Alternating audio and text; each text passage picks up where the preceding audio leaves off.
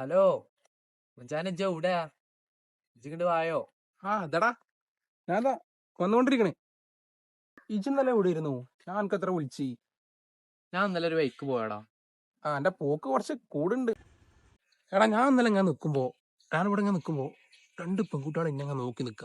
അന്നെ പിന്നെ ഇന്നല്ലാറ ഞാൻ അവരെ നോക്കിക്കും. പിന്നെ ഓര് ഇന്നെ തന്നെ അങ്ങ് നോക്കാം.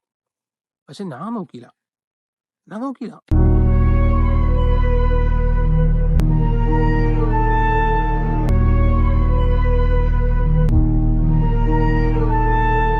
അല്ല ഞാൻ പറഞ്ഞ എന്നെ കേൾക്കണ്ടാ?